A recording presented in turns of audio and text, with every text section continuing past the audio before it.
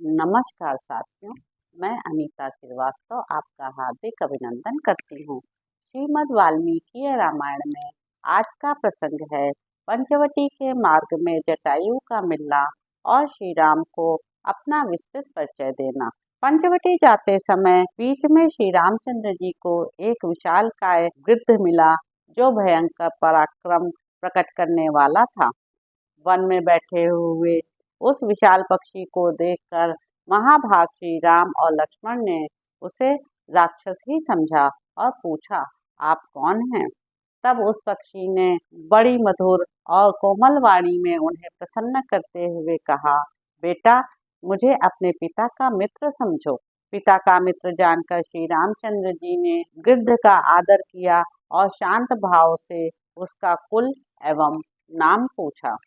श्री राम का यह प्रश्न सुनकर उस पक्षी ने उन्हें अपने कुल और नाम का परिचय देते हुए समस्त प्राणियों की उत्पत्ति का क्रम ही बताना आरंभ किया। महाबाहो रघुनंदन, पूर्व काल में जो प्रजापति हो चुके हैं उन सबका आदि से ही वर्णन करता हूँ, सुनो। उन प्रजापतियों में सबसे प्रथम कदर्म हुए, तदंतर दूसरे प्रजापति का नाम विकृत हुआ, तीसरे शेष, चौथे संशय और पांचवें प्रजापति पराक्रम में बहुपुत्र हुए। छठे स्थाणु, सातवें में मरीचि, आठवें में अत्रि, नवें महान शक्तिशाली कृत्यु, 10वें पुलत्स्य, 11वें अंगिरा, 12वें प्रचेता और 13वें प्रजापति पुलह हुए। 14वें दक्ष, 15वें विवस्वान, 16वें अरिष्टनेमि और 17वें प्रजापति महातेजस्वी कश्यप हुए। रघुनंदन, यह कश्यप जी अंतिम प्रजापति कहे गए हैं। महायशस्वी श्री राम प्रजापति दक्ष के 60 यशस्विनी कन्याएं हुई जो बहुत ही विख्यात थीं।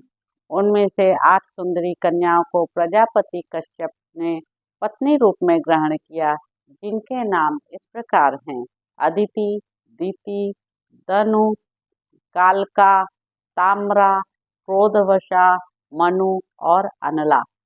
तदंतर उन कन्याओं से प्रसन्न होकर कश्यप जी ने फिर उनसे कहा, देवियों, तुम लोग ऐसे पुत्रों को जन्म दोगी जो तीनों लोकों का भरण पोषण करने में समर्थ और मेरे समान तेजस्वी होंगे। महाबाहो श्री राम इनमें से अदिति, दीति, दनु और कालका, इन चारों ने कश्यप की कही हुई बात को मन से ग्रहण किया, परंतु शेष स्त्रियों ने उधर मन नहीं लगाया। उनके मन में वैसा मनोरथ नहीं उत्पन्न हुआ। शत्रुओं का दमन करने वाले रघुवीर अदिति के गर्भ से 33 देवता उत्पन्न हुए, 12 आदित्य, 8 वसु, 11 रुद्र और 2 अश्विनी कुमार। शत्रुओं को ताप देने वाले श्री राम ये ही 33 देवता हैं।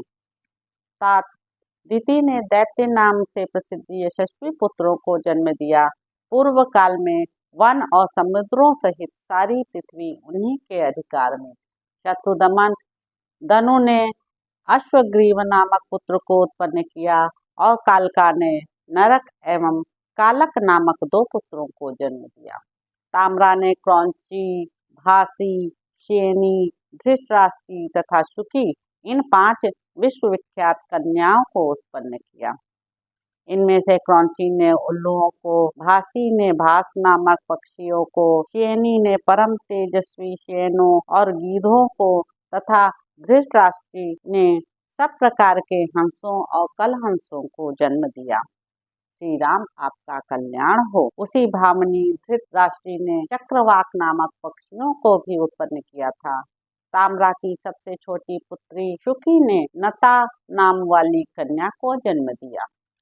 नता से विनता नाम वाली पुत्री उत्पन्न हुई। श्री राम क्रोधवशा ने अपने पेट से 10 कन्याओं को जन्म दिया, जिनके नाम है मृगी, मृगमंदा, हरि, भद्रमदा, मातंगी, शार्दूली, श्वेता, सुरभि, सर्वलक्षण संपन्ना सुरसा और कद्रुका। नरेशों में श्रेष्ठ श्री राम मृगी की संतान सारे मृग हैं और मृगमंदा के वृक्ष सुअर और चमर। भद्रमदा ने इरावती नामक कन्या को जन्म दिया, जिसका पुत्र ऐरावत नामक महान गजराज जो समस्त लोगों को अभीष्ट है। हरि की संतानें हरि तथा तपस्वी वानर तथा गोलांगुल हैं। क्रोधवशा की पुत्री शार्दूली ने व्याघ्र नामक पुत्र उत्पन्न किए। नरश्रेष्ठ मातंगी की संतानें मातंग हैं। काकुस्थ श्वेता ने अपने पुत्र के रूप में एक दिग्गज को जन्म दिया। श्री राम आपका भला हो। क्रोधवशा की पुत्री सुरभि देवी ने 2 कन्याएं उत्पन्न की, रोहिणी और यशस्विनी गंधर्वी। रोहिणी ने गौओं को जन्म दिया और गंधर्वी ने घोड़ों को ही पुत्र रूप में प्रकट किया। श्री राम सुरसा ने नागों को और कद्रु ने पन्नगों को जन्म दिया। नरश्रेष्ठ महात्मा कश्यप की पत्नी मनु ने ब्राह्मण, क्षत्रिय, वैश्य तथा शूद्र जाति वाले मनुष्यों को जन्म दिया। मुख से ब्राह्मण उत्पन्न हुए और हृदय से क्षत्रिय, दोनों उरुओं से वैश्यों का जन्म हुआ और दोनों पैरों से शूद्रों का, ऐसी प्रसिद्धि है। अनला ने पवित्र फल वाले समस्त वृक्षों को जन्म दिया। कश्यप पत्नी ताम्रा की पुत्री जो चुकी थी, उसकी पौत्री विंता थी तथा कद्रु सुरसा की बहन कही गई है। इनमें से कद्रु ने 1 सहस्त्र नागों को उत्पन्न किया, जो इस पृथ्वी को धारण करने वाले हैं, तथा विंता के 2 पुत्र हुए, गरुण और अरुण। उन्हीं विंता नंदन अरुण से मैं तथा मेरे बड़े भाई संपाति उत्पन्न हुए। शत्रुदमन रघुवीर, आप मेरा नाम जटायु समझें। मैं शैनी का पुत्र हूँ। तात, यदि आप चाहें तो मैं यहाँ आपके निवास में सहायक होऊंगा। यह दुर्गम वन मृगों तथा राक्षसों से सेवित है। लक्ष्मण सहित आप यदि अपनी पर्णशाला से कभी बाहर चले जाएं, तो उस अवसर पर मैं देवी सीता की रक्षा करूंगा। यह सुनकर श्री रामचंद्र जी ने जटायु का बड़ा सम्मान किया और प्रसन्नता पूर्वक उनके गले लगकर उनके सामने नतमस्तक हो गए। फिर पिता के साथ जिस प्रकार उनकी मित्रता हुई थी, वह प्रसंग मनस्वी श्री राम ने जटायु के मुख से बारंबार सुना।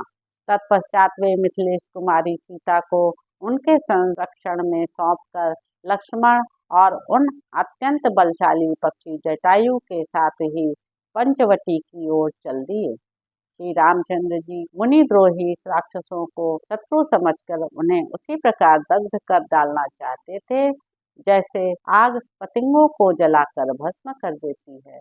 तो इस प्रकार साथियों, अरण्य कांड में निहित 14वां सर्ग यहाँ पर समाप्त होता है। यदि उच्चारण अथवा किसी भी भांति मुझसे कुछ त्रुटि हो गई हो तो क्षमा प्रार्थी हूँ। मेरे चैनल संवाद विद अनीता को लाइक करें, शेयर करें, सब्सक्राइब करें। धन्यवाद साथियों।